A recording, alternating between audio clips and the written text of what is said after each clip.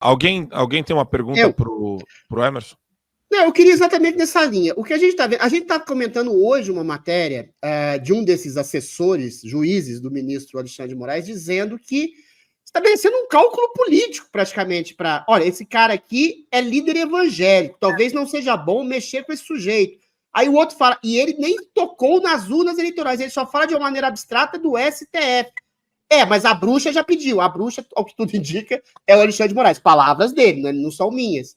No outro caso, o cara fala de maneira, vamos fazer de uma maneira criativa para criar um crime dentro da Oeste.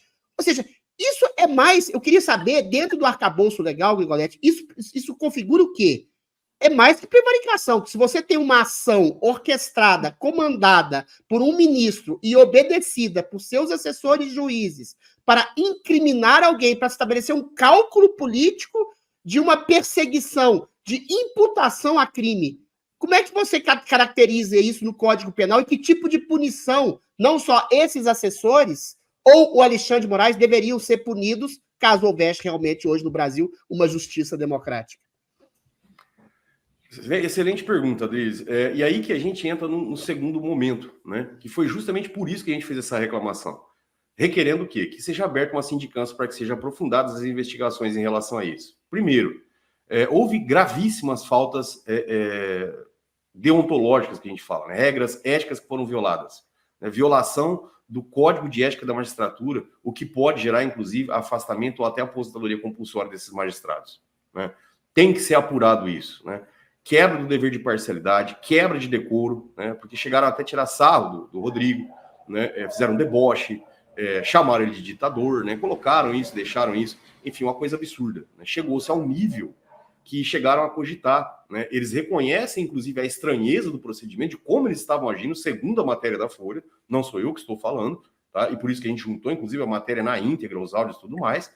Chegou-se a dizer que, olha, para não ficar estranho, nem que a gente crie um e-mail para fazer de conta, né? Que é uma denúncia anônima, tal, que recebeu. Então, assim, isso é totalmente absurdo, né? Quebra de várias regras deontológicas e várias regras éticas que podem, inclusive, gerar punições gravíssimas. A gente sabe, a doutora Ludmila Ensglio, que foi punida por muito menos. Foi punida simplesmente por nada. Né? Totalmente ilegal. Agora não acontece nada com esse pessoal. Agora, pior do que isso, Adriles, e esse ponto é importante que você toque, e aqui eu vou deixar bem claro, tá? Eu não estou caluniando, não estou acusando os magistrados, nem o ministro de terem... Né?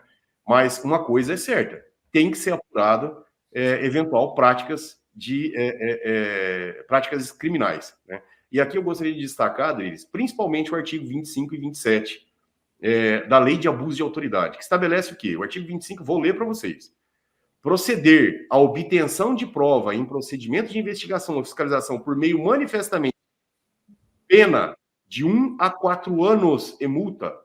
Parágrafo único. Incorre na mesma pena quem faz uso de prova em desfavor do investigado ou fiscalizado com prévio conhecimento da sua ilicitude. Bom, na matéria consta até um desconforto e uma estranheza do perito em agir daquela maneira, né? Um magistrado, inclusive, debochou, falou, nulidade, deu risada lá. Então, assim, chegou nesse nível. Então, é necessário se apurar, né, a possível prática, pelo menos em tese, friso, em tese, de ocorrência dessa situação. O segundo é o artigo 27, que estabelece o seguinte: requisitar instauração ou procedimento investigatório de natureza infração penal em desfavor de alguém à falta de qualquer indício da prática de crime, de ilícito funcional ou de infração administrativa, pena de detenção de 6 meses a 2 anos e multa. Então, isso precisa ser apurado. Isso não é brincadeira. Não foi uma violação de rito. A gente fica revoltado quando a gente fica vendo esse tipo de informação. Isso Sim. É gravíssimo. Gravíssimo. Não há. A única coisa que eu concordo com o Gilmar Mendes, e eu concordo ali, com certeza absoluta, é quando ele fala que não tem nada a ver com Lava Jato. Realmente não tem nada a ver com Lava Jato, porque a situação é 1000 vezes pior. E pior ainda, né? Praticado na mais alta corte, mais importante corte do país. Como que os juristas não se levantam a respeito disso? Eu tenho que ver a doutora Janaína Pascoal falando, defendendo isso. Falar que não é causa de impeachment um negócio desse. Outros juristas ainda, não tem problema nenhum, imagina. Não viram o teor. Olha a gravidade do que a gente está vivendo e a gente aqui fica discutindo lei. Rito. Que rito, gente? Você até me desculpa, tá, Marco, perder a paciência, porque não dá mais. Mas né?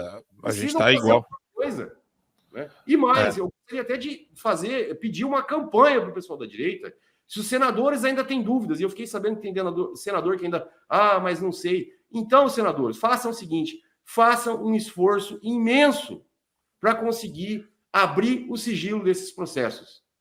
É indispensável que venha a público e venha à tona, de forma legal, obviamente, o que está acontecendo dentro desses processos. Eu duvido que haverá um jurista nesse planeta que vai defender o que está acontecendo lá. Né? Não obstante, até a gente tem batido nessa tecla veementemente desde 2020, que nós não tivemos vistas e acesso à íntegra. Emerson, o que é vistas e acesso à íntegra? Esses processos nunca foram passados para a gente. Toda vez que a gente chega lá, Marco, o ministro simplesmente entrega um pendrive, a gente leva um pendrive, ele entrega o que ele quer. E aí entregaram cerca de 300 folhas ali, num universo que hoje passa de 40 mil.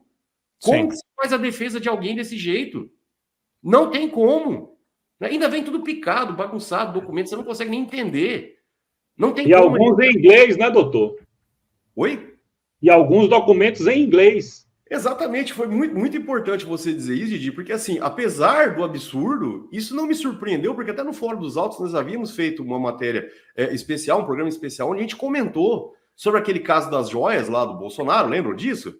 Que esse aí eu posso falar porque abriu o sigilo, né? Não tá nada sigiloso. O processo vazou. E ali já estava constando que tinha edição de conversas. Todas as decisões foram proferidas com provas editadas. Não dá para acreditar numa coisa dessas. E é tudo normal, ninguém fala nada.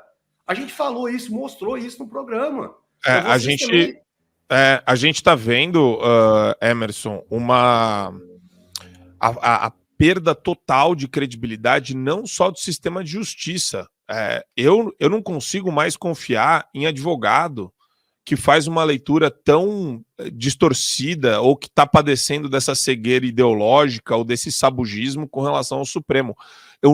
Se eu sentar numa mesa com qualquer advogado empresarial, tributário, e o cara não fizer uma leitura minimamente razoável como a que você faz, uma leitura acertada do Supremo, eu não confio nesse cara. Né?